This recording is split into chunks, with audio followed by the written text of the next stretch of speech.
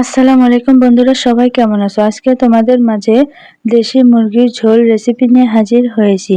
সম্পূর্ণ রেসিপিটি দেখতে হলে ভিডিওটি না টেনে দেখতে থাকো। এমন নতুন নতুন রেসিপি পেতে অবশ্যই চ্যানেলটি সাবস্ক্রাইব করে সাথেই থাকো। তো চলো মূল রেসিপিতে যাওয়া যাক। আমি এখানে একটা বাটিতে পরিমাণ মতো পেঁয়াজ কুচির সাথে এলাচ ও তেজপাতা নিয়েছি। তারপর চুলায় একটা কড়াই বসিয়ে দিয়ে তাতে পরিমাণ মতো তেল দিয়ে দেব।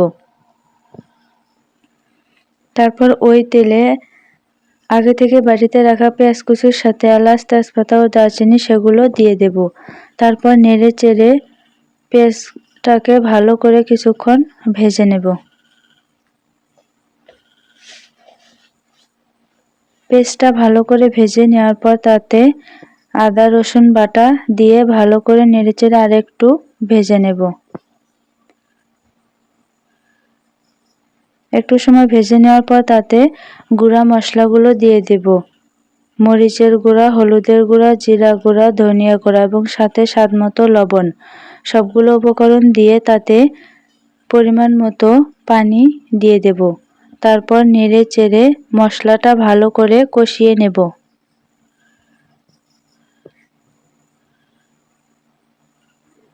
মশলাটা ভালো করে কষিয়ে নেওয়ার পর অন্যদিকে মুরগির মাংসটাকে ভালো করে পরিষ্কার করে নেব।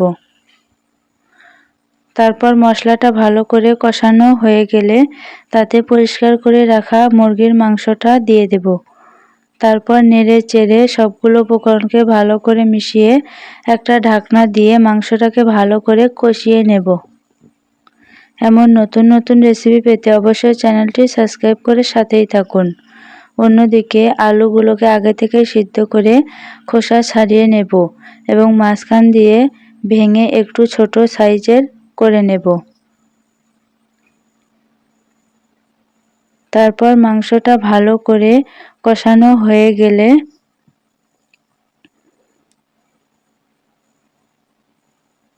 তাতে আগে থেকে সেদ্ধ করে রাখা আলুগুলো দিয়ে দেব।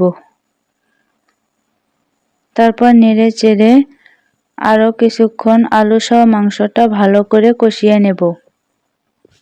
আমার এই রেসিপিটি যদি ভালো লেগে থাকে তাহলে অবশ্যই একটা লাইক দিয়ে চ্যানেলটি সাবস্ক্রাইব করে সাথেই থাকুন।